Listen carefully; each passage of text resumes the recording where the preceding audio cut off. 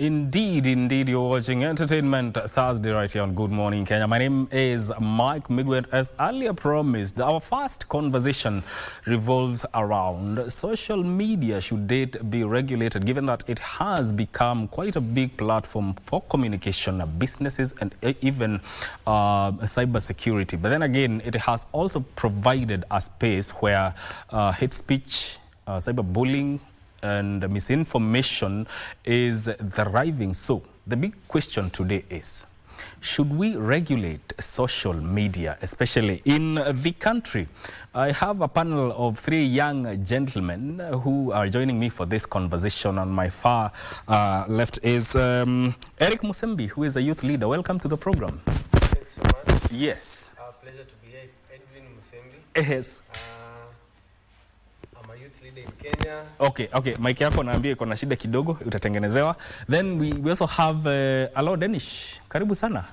Thank you and good morning. Welcome back. Thanks. And also we have Peterson Mirishi, who is a political research analyst. Welcome to the program. Thank you very much. How are you doing this morning? I'm doing okay. Mvua imechapa Nairobi sawa sawa. We thank God for the blessing. Okay, let's get into it. We are talking matters social media, and I want to just get a feel of your thoughts. Should we regulate social media? Let me start with you, Danish. Yes, good morning once again, and it's another great honor to be here. And I want to say that the topic today is actually at the very heart of our digital future.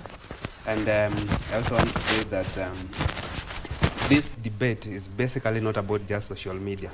It's about the balance between freedom and responsibility, tech innovation and integrity. Kenya's digital future is promising, but it's also facing challenges. On one hand, we face urgent needs, urgent concerns, misinformation and hate speech, cyberbullying, technology-facilitated gender-based violence.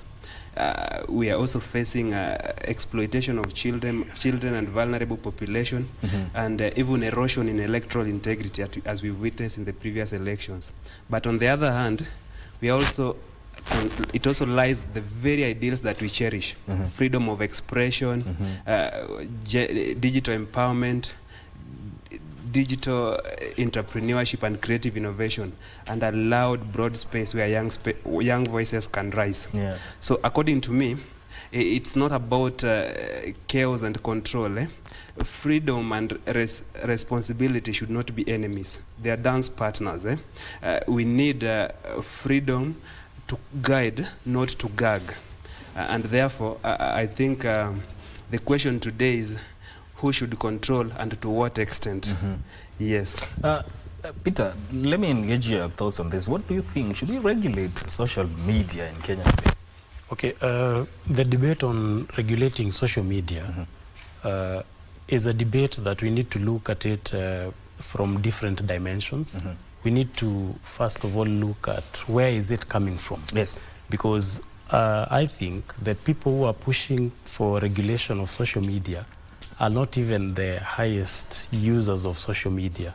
There are people, most of them you see are in top of issues in government, who maybe joined social media the other day, came in, posted some few things that went rubbed young people the wrong way, and they got some backlash. And because of that backlash, they think that we need to regulate social media. But social media, in this era and dispensation, is not just about the things that we write on a day-to-day basis. Social media is a platform for business for young people. It's a platform for young people to express themselves in the rawest form.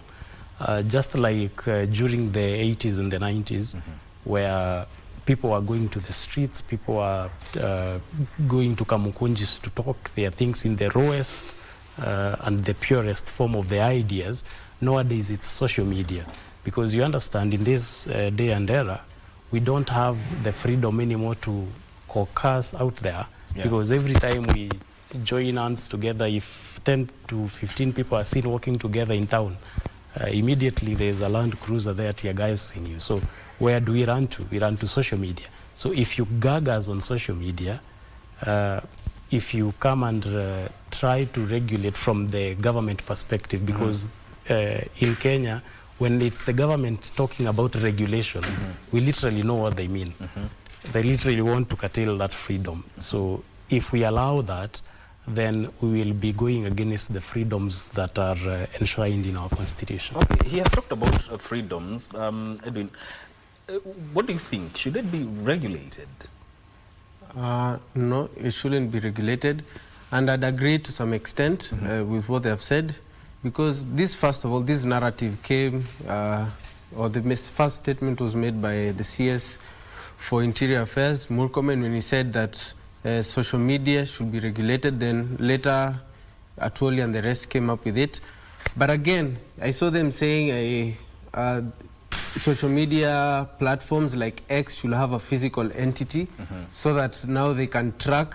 And the excuse that they give is that they want to filter misinformation and information, which is very true, but the track record of politicians and from the back of our minds, we understand that they want to infringe on the rights of Kenyans and introduce this sort of draconian laws, and where you cannot question what is happening in the nation, you cannot question a certain regime. So that is pure dictatorial mindset, and social media should not be regulated. There are already existing acts that are in place. The Cyber Security Act of 2018 has all those provisions that they're saying that they want to bring upon misinformation and all. It's already there. So why not enforce what is already there and let alone these other narratives that they are pushing? So I feel like social media should not be regulated. And we learn from other countries. We learn from even North Korea, where there is total shutdown. You cannot even, platforms like Facebook are not even there, WhatsApp and all that. So we don't want to go there as a country. We are so much evolved, and let us just let people express themselves. People know what is right and what is wrong. And in fact, they should actually provide for civic education, just enlighten people on how to use social media well, because they are already existing laws. So all these other things are just propaganda. There's something, Alo, that Peter here mentioned, expressing yourself in the rawest form. But then again, there's the question of censorship, personal censorship. How should we go about it? Yes, I think the greatest worry here is that regulation can really slip into government censorship and government overreach. But I want us, first of all, to be very clear. True freedom does not mean absence of laws. It only means fairness, safety, and dignity for all. We are not, the answer to this solution is not blind control. Neither is the answer careless freedom. We are calling shots from both sides. We need regulation, because what will you tell those who have suffered from cyberbullying? What will you tell those who have been subject to privacy, digital privacy infringement? So there are good things that really deserve regulations to actually protect. But freedom really requires vigilance, and these regulations should really be controlled. So the question is, who should control, and to what extent? You see, there's talks about the government here. What I can tell you, Mike, is that a knife in the hands of a chef feeds a nation. The same knife in the hands of a tyrant spills blood. The problem is not the tool, it's the intent behind it. The problem is not regulations, it's the intent behind the regulating authority.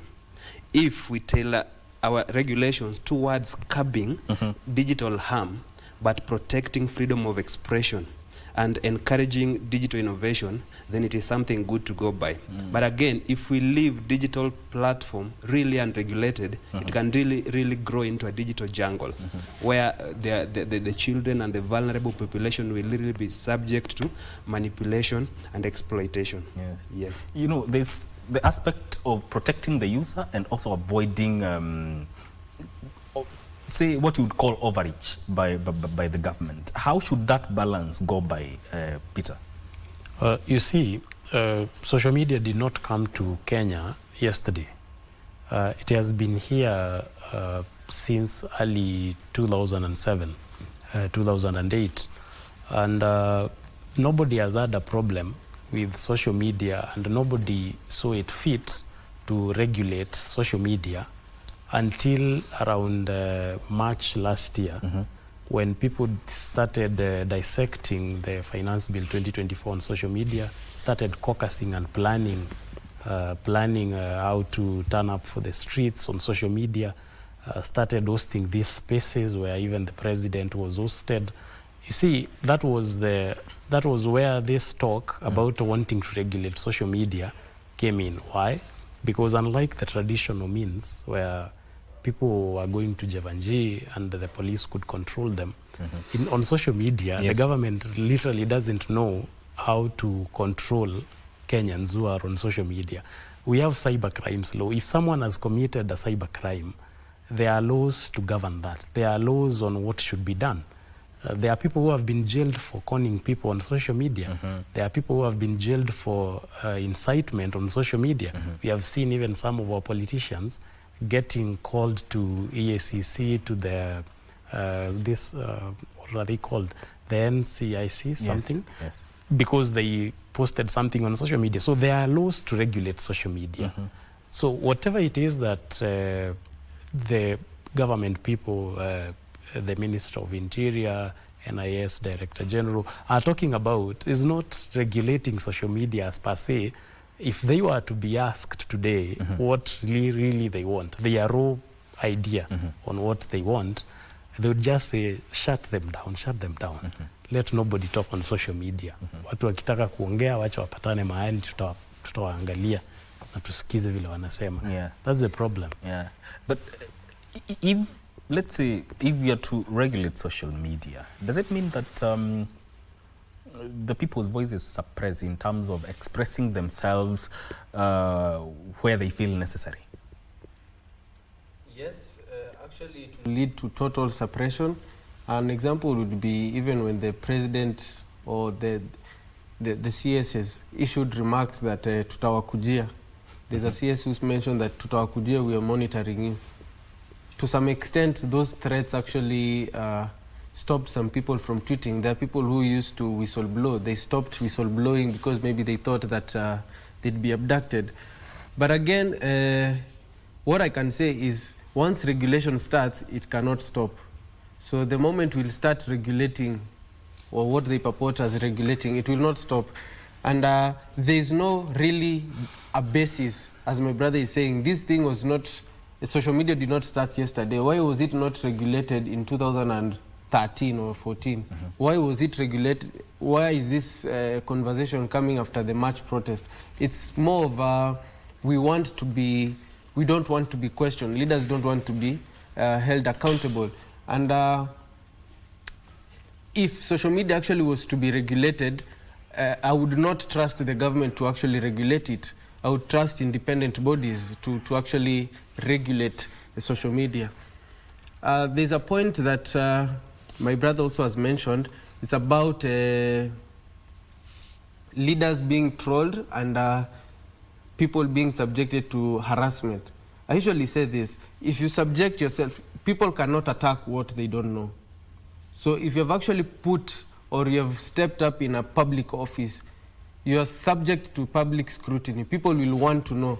Like, for example, you're a public figure. Now people want to know even who you're dating, people who want to know also where you stay, people want to know how much you earn. They'll do a research, for example, a minister. People can easily trace how you earn. Now if people now question, how are you affording these vehicles? That is not harassment. You are a public officer, and anyone subjected to the limelight, you're subject to public scrutiny. So that is just one of the fundamental laws in social media. But shouldn't there be a way that even if, yes, you want to express your views on something, shouldn't it be done in a manner that is respectful?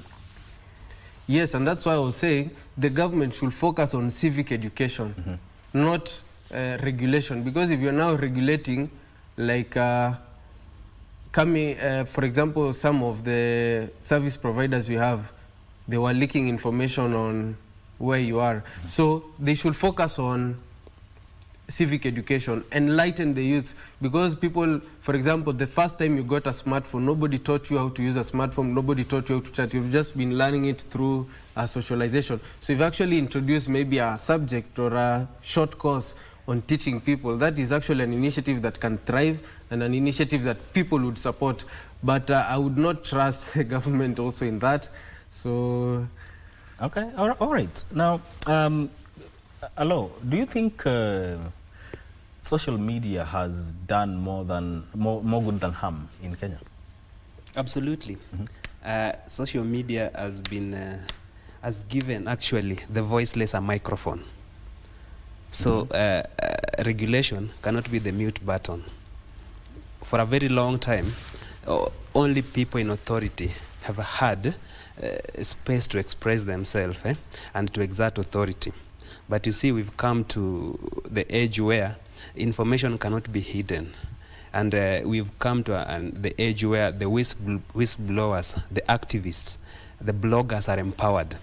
And therefore, that could be the greatest fear of the government. But my worry is who is to control or who is to regulate. I agree with my brother here. Regulation, according to me, is necessary. And it is not that we don't have the cybercrime laws and acts in place. There are already laws and regulations that actually protect use of social media. Yes. I think the problem is enforcement. So when we are talking about this thing, it's like we are talking like there are new laws that we are really going to initiate. The question is, have we really enforced the laws and have we really enforced the acts that are there? Maybe to some extent, maybe partially. What has happened in the past is that the government has used the existing laws to silence dissent. Dissenting voices, which should not be the case. The laws and the regulations should be partially applied. So I want to say that there should be an independent oversight digital regulation authorities that involves the tech companies, the people, the youths, and the public in place, so that we have impartiality in terms of implementation of regulation. But we cannot leave the digital space to lawlessness or some form of anarchy, because maybe it is not even the people in government that will be harmed more, but the vulnerable. My concern is really for the vulnerable that have really been subject or victims of cyberbullying. Yes. Speaking of law, Peter, in terms of looking at the Computer Misuse and Cyber Crimes Act, we're talking of enforcement, but is it sufficient? Yes, I think the cyber crimes laws are sufficient to curb any wrongdoing on social media, on our social media platforms. So my concern at this point is actually when people say that we need to regulate social media, I would like for someone, because I have heard Francis Atwoli talk about we need to regulate social media. I would like for him to tell us how. How does he intend, when he says we want to regulate social media, what exactly does he mean? You see, when you just make a vague statement, we need to regulate social media, you also need to tell us, are you telling us we need to enforce the cyber crimes laws, or you want to introduce new laws, or what do you mean? Because the laws that we have currently are enough. If someone can insult you on social media, you take them to court and they are fined up to 1 million, or they go to prison for up to 5 years. What more do you need?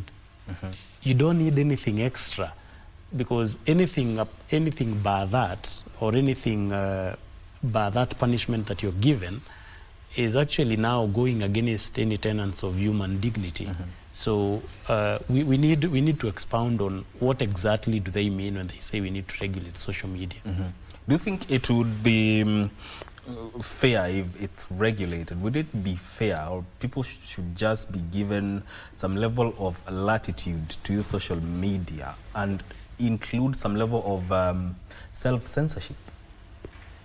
Not per se, but it depends on what the regulation means. No, regulation is an ambiguous statement. It could mean to a wide range of things. So, for example, you know, when you install a social media app, you install maybe TikTok, WhatsApp, Facebook, the app asks you for permission. So, if regulation, for example, means making sure that these social media platforms adhere to the permissions that they have said, for example, you might find you're sleeping and TikTok maybe has just switched on the microphone. So it's hearing your conversations. You know, those are situations that can actually risk the nation. And that's why you find maybe TikTok is facing a potential ban in the US because of maybe such tapping into privacy of people's lives. So if regulation means maybe protecting the user in terms of the app maybe does not sell your data for advertisements, you realize maybe we were talking here about safari, going to a safari in the Masai Mara. Then you just look at your phone, you realize an ad, Masai Mara trip, 27,000. Yeah. So those are the things that we need to be talking about in terms of regulation, but not in terms of censorship. Let just people talk what they want. Focus on civic education. If you have an enlightened nation and you have an educated nation, you don't have to censor people. Again, social media is a career opportunity for many Kenyans. So many youths, the Gen Zs, depend on social media for job. Now, if you say your censorship, how is Aoko going to get a job? How is she going to get employed? And maybe others who maybe talk on or discuss issues that do not need censorship. They just need raw facts as it is. If you stole money, do not try to sugarcoat it. Yes. Yeah, so you know, we are talking of civic education on these matters to do with social media. But then again, a law, who is supposed to carry out this civic education? Exactly, that is the question. And I think government really has a responsibility in doing that, being that they are part of the regulatory bodies, or they are the enforcers of some of the regulations that guide social media. You cannot enforce a regulation or a law on something that you've not educated the users on. Yes, so I also think that as much as we talk about digital literacy, remember we are dealing with a generation that is fairly literate. Majority of the current generation, the millennials and the Gen Zs, who are the most users of the digital space, are fairly literate. They are literate actually. And therefore what they need maybe is awareness in some cases. Awareness, the extent to which they can use the digital space without conflicting the laws of the land. And this, I think we should inculcate a culture that does not begin at this moment. Let it begin, let it be part of our education system. Because you see, technology is something that is catching up with us. Maybe it was not there when we were in school, but currently it is there. Do we wait until the current alpha generation grow until they start being much into digital spaces when we start educating them? No. I think our system and education system should be always up to date, able to incorporate the arising trends into the current education system, such that as the young generation go through school and exit, these are some of the things that should have been captured in their learning processes, so that they know as they start actively using the social media spaces, they know their digital rights, they know what is not really a right but an infringement of other people's spaces. Yes, I think that is what should be done. Do you think even, I'll come to you, but do you think social media users in Kenya really understand it's anything to do with the Cybercrimes Act? Okay, there are cases where we might actually say the majority of Kenyans maybe are not even aware about the Cybercrimes Act. Yes. But again, whose responsibility is it for them to know? You see, a government should continuously conduct civic education on laws that it's passing, on laws that are proposed in parliament. There are bodies that are tasked specifically with civic education. So we cannot blame the people for not being aware of the different laws and regulations that we have in the country. You see, there are these laws against gender-based violence, and these laws against cases of rape.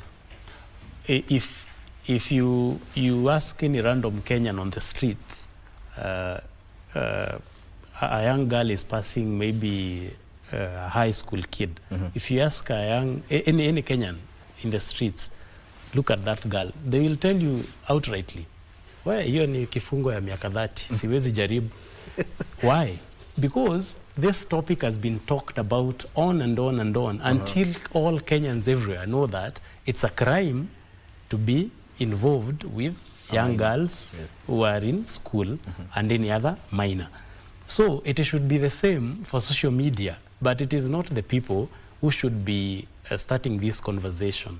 It should start from the media, from the government agencies, because you cannot just put a blanket condemnation and say we will regulate social media. Even with that, nothing will stop, because unless now you go the Uganda way. I was in Uganda, I think 3 months ago, and my Facebook suddenly stopped working. It was not working. I could not access Facebook. I thought my phone had a problem. Yes. Yes, I started the phone so many times before someone told me, huku Facebook saa hii imefungwa.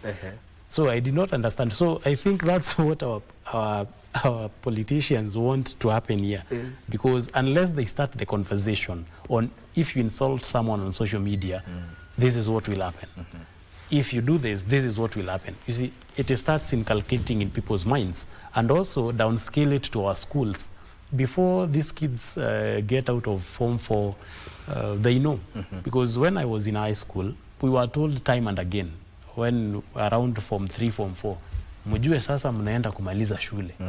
Ukishatoka huko nje, forget about others who you've left here. Yes. So tukitoka shule, we had the mindset that now that I am out of high school, I am an adult. I cannot touch anyone who is in high school. Yes. So it should be the same with social media. We should downscale it to our schools, to the population everywhere. The way we are talking about SHA, the way we are talking about higher education, new funding model, is the same way we should be talking about social media and how to use it responsibly. And that way, self-regulation will come automatically. Nini, should we just, should that responsibility, I know you wanted to contribute to what Alo had said, but also, as you do that, should that responsibility of civic education be left to the government only? Totally not. It's everybody's right to educate their neighbor. Love your neighbor and educate them. But again, we have the Ministry of ICT. That is its work. That is the work they should be doing. They should be they have a budget, they have a monopoly of budget that can be used to educate. They also have ICT hubs in each county. What is the work? I studied computer studies. There's only one page of the cyber crimes. You just mentioned the cyber crimes. So why don't they restructure the curriculum so that people can understand what exactly is in the act, or certain measures to educate people on social media instead of name types of Cyber Crimes Act. So types you don't need to go to study computer studies to understand that, but they should actually entail and revise the content in high school, so that even when kids, when they are coming from high school, they know some of the things they should and should not do. The ministry, again, the people who are there, the PS and the whole scale, should be leaders or members who have actually studied something in relation to ICT, software engineering or something. They are digitally literate, so that they can actually conduct this civic education. NGOs and bodies, their responsibility. For example, I'm a member of, I'm conducting a campaign by Amnesty, digital first, privacy first campaigners. We're enlightening people about how their data could actually be sold. So that is, I'm actually conducting civic education. So if other bodies can can participate in civic education, then well and good. So the government should focus more on enlightenment, and the way they are spreading, they are supporting this SHA. Let also other leaders come and support the brand or recruitment of even qualified people to educate, because social media, we're in a digital era, and now AI will reach a point even where you cannot distinguish real images and AI images. Why don't they focus on enlightening people on that instead of just infringing on people's rights?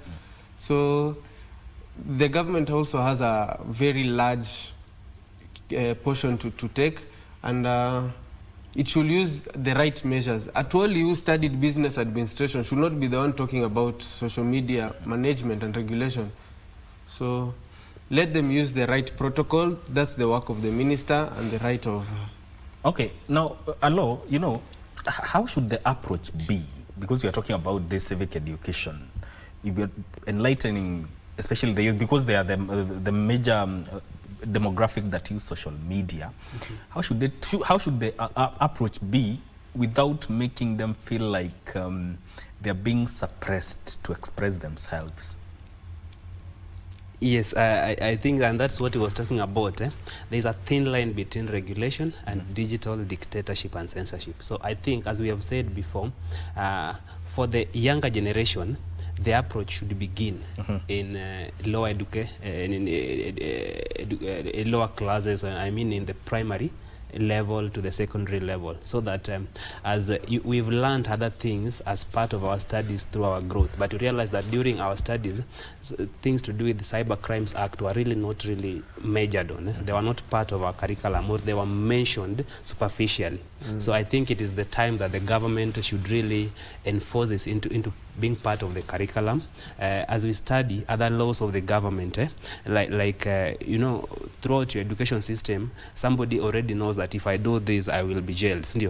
Did they include part of the Cyber Crimes Act in that? No, they didn't. So I think we should really entrench it into our curriculum, so that it appears as part of learning process, that as someone grows into an adult, and a free adult for that matter, he knows the values and the integrity that involves the cyber use and the social media spaces, so that it doesn't appear like it is infringing on the right of expression. But again, it depends on which laws are in place. We are living in a literate world. When the laws in place that you are educating people simply point to digital dictatorship, they will see. And so, first of all, let us ensure that these laws, these regulations are really transparent. They are tailored towards protecting the user rather than protecting the oppressor. They are tailored towards actually empowering users of the digital space in terms of creativity, rather than protecting the government from accountability. With that also, if you educate people on something that is really beneficial to them, that they see is really protecting their data privacy, that is protecting the vulnerable from exploitation, and that is also protecting the children from exploitation, something that really empowers digital entrepreneurship. Who wouldn't like that?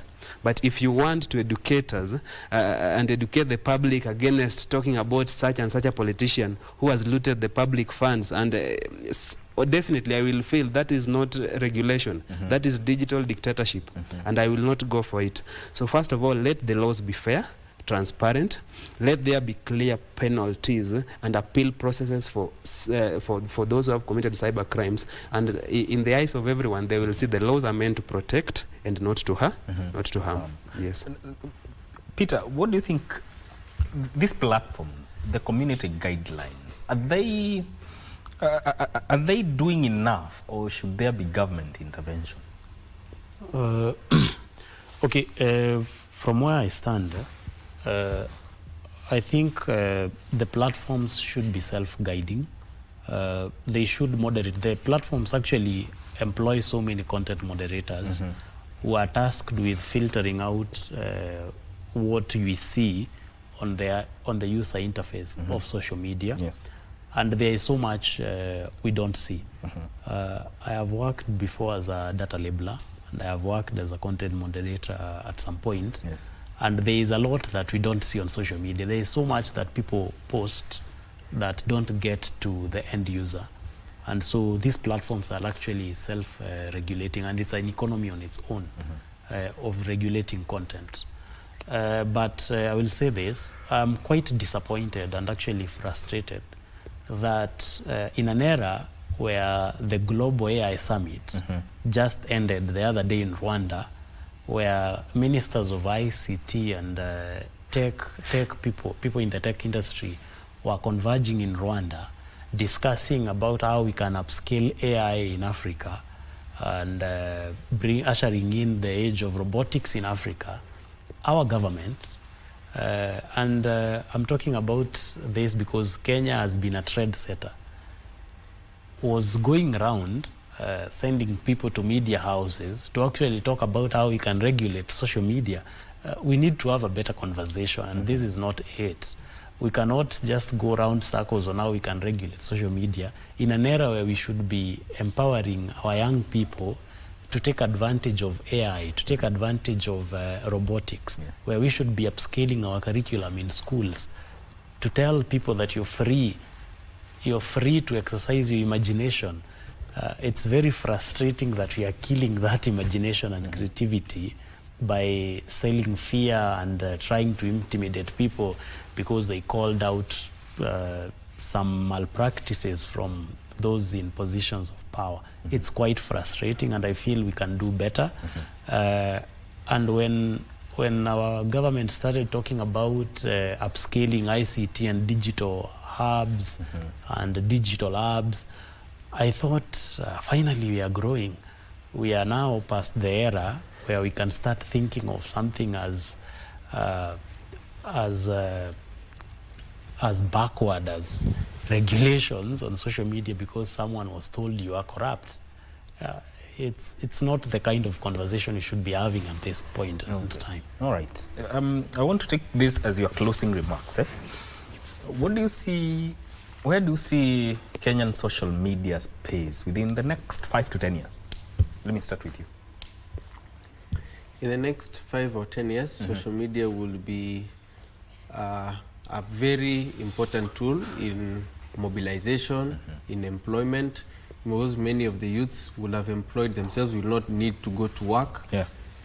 Social media will have grown immensely, and I foresee a situation where there'll be no limitation or no censorship.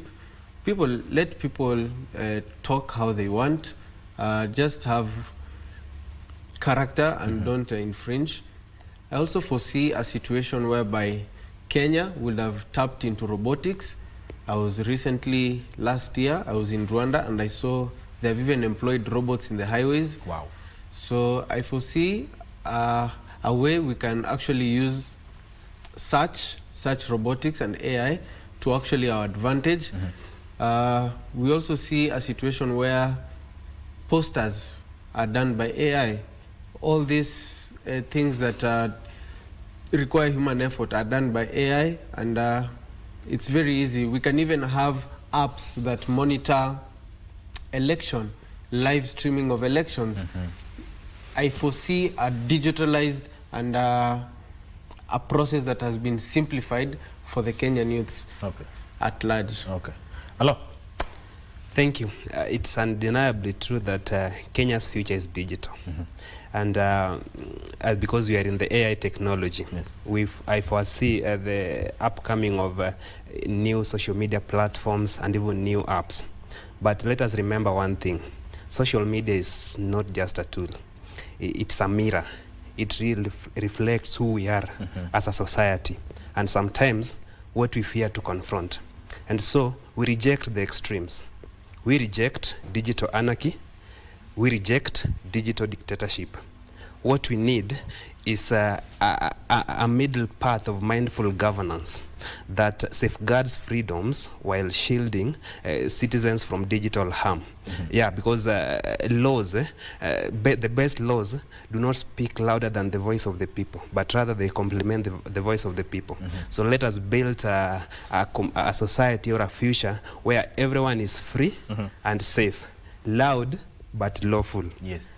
connected but conscious. Yes. Nice. Peterson. Okay, in the next 5 to 10 years, I foresee a situation where we will usher in a new era of information age that will be catalyzed by social media. Most of the traditional ways of passing information might be phased out, sorry to say that. Those that will not adapt to this new age. Because even as it stands right now, you might notice that most of your viewers are viewers who are watching from social media platforms and YouTube X, on your Spaces, Facebook Live. So people are moving away from the traditional, I want to sit in front of a television and watch, but I want to watch as I move. So we will usher in a new era of passing information, and if the government doesn't adapt, it will also risk being left behind. And so far, the reason why you can see this idea of regulating social media is because the government also has been passed about, because how comes people don't know about the cyber regulations? It's because the government way of communicating things through the Gazette notice is a little bit outdated. They need to change that to something that everybody can relate to, including the largest percentage of the population, which is the young people. All right. Thank you so much, gentlemen, for making time. It was a good conversation, and we hope to continue speaking about these things, and I hope to invite you again. That is Edwin Muzembe, who is a youth leader, Aloha Danish, who is also a youth leader, and Peterson Mirichi, who is a political research analyst, gracing our studios to talk about the issue of regulating social media. We end this conversation here, but don't go too far. I'll be back with yet another conversation. Stay with us.